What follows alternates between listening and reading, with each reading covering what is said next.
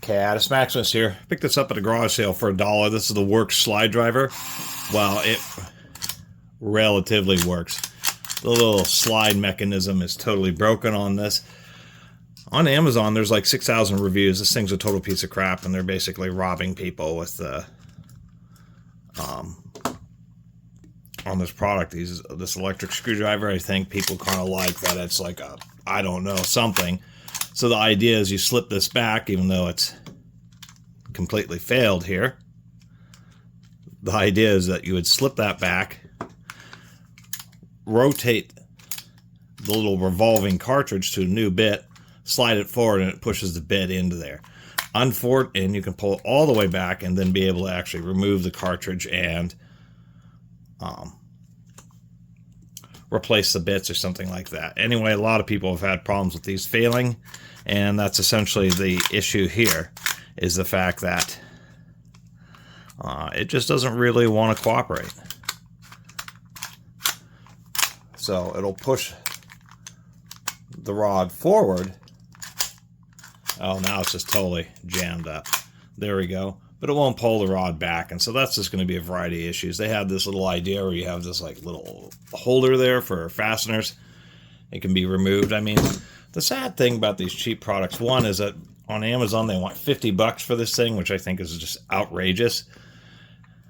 There is a lot of engineering, but they're just all such garbage. It's just like a waste of time and effort. I was noticing there's a little magnet in this thing. I don't know exactly what for.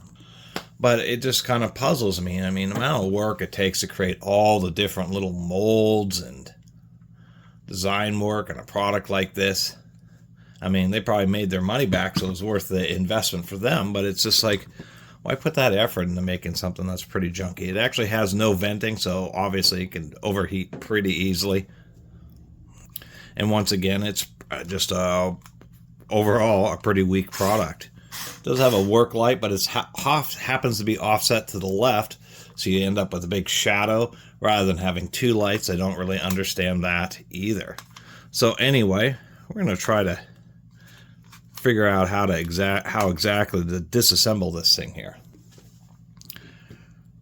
Turns out just a bit of elbow grease, and you can force this thing off. So a little piece of plastic, this tiny little plastic square fell out. And so I'm suspecting that has something to do with the little mechanism up in the top here, as this is a little metal block. It's actually, oh yeah, we can see this little tab looks like it's bent. So this is some kind of latch system.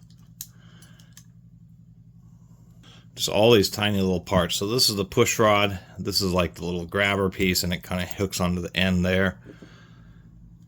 This push rod goes through a through gear. That's going to be a hollow gear with a hex. This goes through it, so when it's in the forward position, this rod is actually transferring power from here to the end of the chuck there, and that's what's actually causing this nose piece to spin.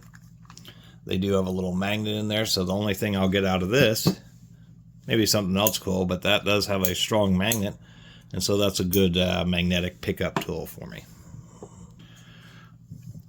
The latch system that was under here indeed was that. It was this little thing. It had like a little tab that grabbed onto this somehow, and that appears to, yeah, there's a little tab right there, and that appears to be the little tab that broke off. And then there's the spring, and it had two little detent balls. The bits are okay, but they're cheaper. At least they labeled them. These are CRV, so they're chrome vanadium, not S2 steel, but at least that's something, you know, at least I got some bits out of it. Crushed this with some pliers, and I was able to get it to pop apart. So there's another little spring in it. It turns out the little nub on this was actually a spring-loaded detent, so that's what allows it to pop in and out. The magnet wasn't in-molded. It was actually held in by this little peg here. And so that is indeed a rare earth magnet. A nice little magnet there. The second thing I needed, it even has a little red dot on it for some reason. A couple cross screws, a couple down screws. The down screws held these little plates, which are part of this finger mechanism. I have no idea how this finger mechanism works. but that's how they're held in place. It kind of goes into this keyed slot, and then the screw prevented it from backing out. Lots of little manufacturing components, like this little arm has to be all bent, kind of a complicated little metal shape, and it has to have this little nub riveted into it.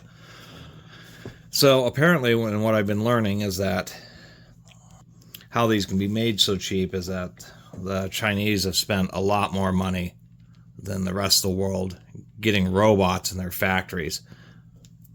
So there's lots of manufacturing facilities now where there are the images of rows of people assembling stuff actually is now becoming obsolete, as it's now lights out manufacturing, or all this stuff is all robotically assembled. Just some occasional oversight, and so they just eliminated basically people from the process. Prying this little thing off here, this is like the cover for this little upper piece, and so that's how they can get away with just what would seem like, which is an incredibly complicated tool. To tell you the truth, there's just so many parts inside this thing. Is that metal? Yeah. This little piece right here is even metal. No, it's plastic. It's just some kind of, man.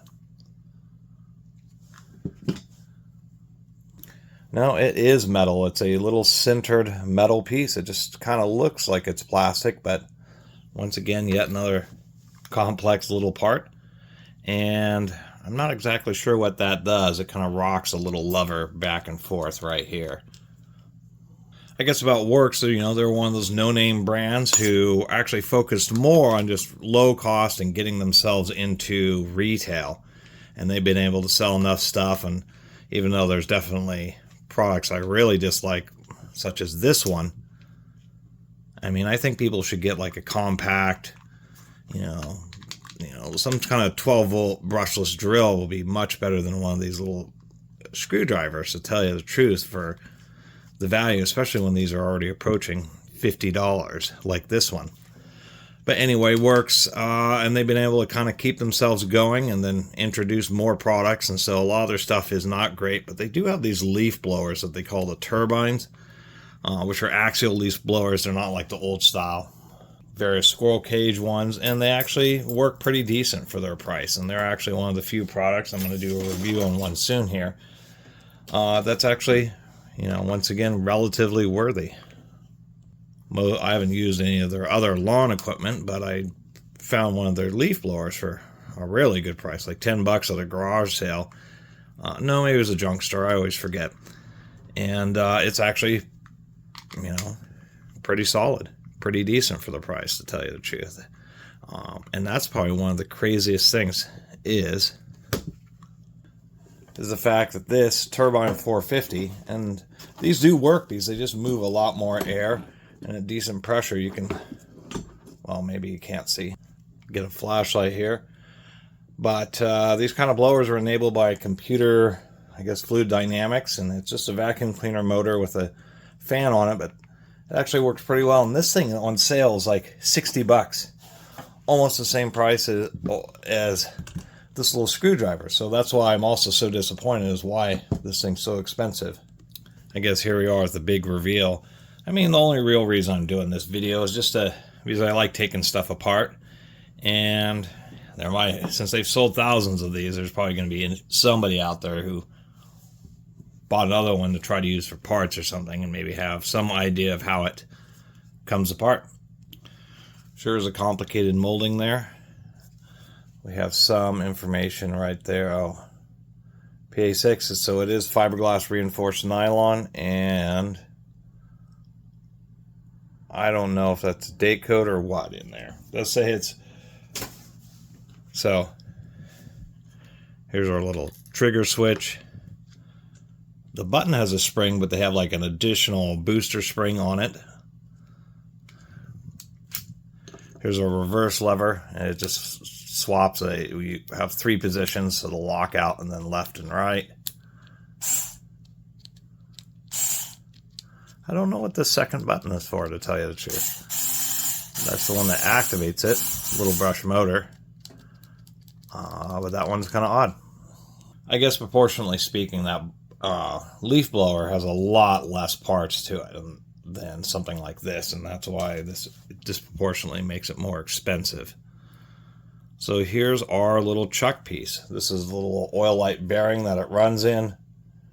We can see a couple little ball detents, although this ball detent you can see is almost where it's about to fall out because it's been aligned with the little gap.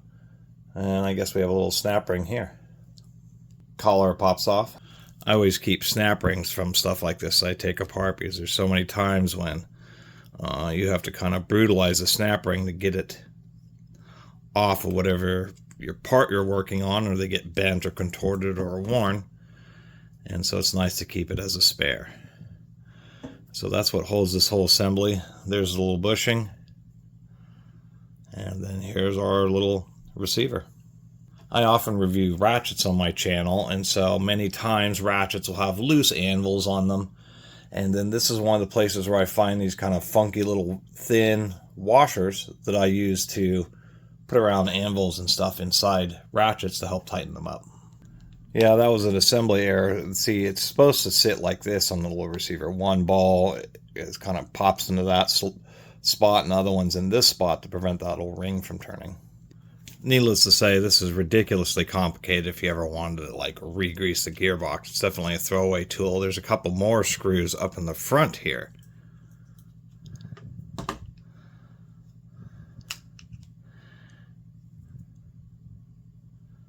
And so many parts. There's like this tiny little spring. No idea what that goes to. There's this thing here, which is some like another tiny little detent. I think that's what was clicking when you rotate around the little bit piece.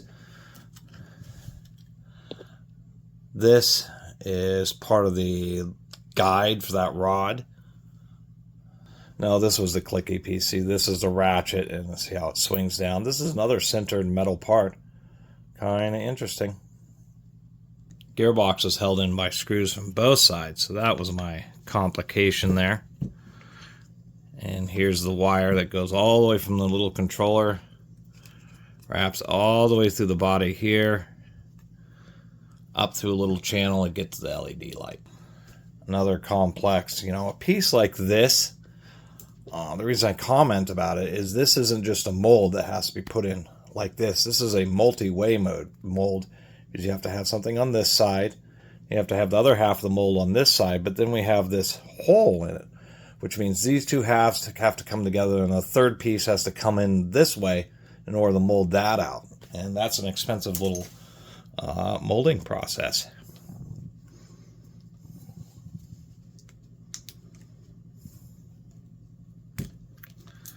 And oddly enough, the LED light was a plug-in. It's like all the easily replaceable items. It's just the LED light. So there's our charge port. There's our charge indicator light. Oh, that's interesting. So they're using surface mount LEDs, and then they just have this little acrylic light pipe. So this is both the controller for the unit and the battery charger, all kind of integrated into one board, single-sided. Bunch of numbers on that. Gold Corolla. I guess whoever designed this really likes gold-colored Toyota Corollas. It's about the easiest way to put it. And then here's the... So it's a motor with a little planetary gearbox, but then it has a spur gear to drive that. I wonder if this just pops off. Oh, it does. Oh, there's actually two gears in there. So there's the spur gear, then there's a little transfer gear here.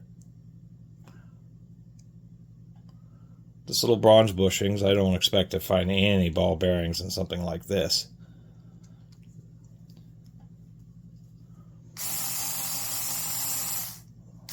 And that's how it moves the power. Really an amazing amount of parts in this thing, to tell you the truth. It's just, they have to make up for it, and lights out, no human manufacturing, and we have this really specialized, instead of individual washers, we have this specialized stamped one. 3 little oil light bushings in that part. It had these little retention pins, which is common for these types of gearboxes. And now, I guess we pull it out this way. Oh, that's kind of odd. That gear didn't... Oh, that's interesting. So on this side we have yet 3 more bushings, another one of those specialized washers, and this is another complex molding right there with a bunch of parts in it. I mean, something like this is 4-sided, or 6-sided, excuse me.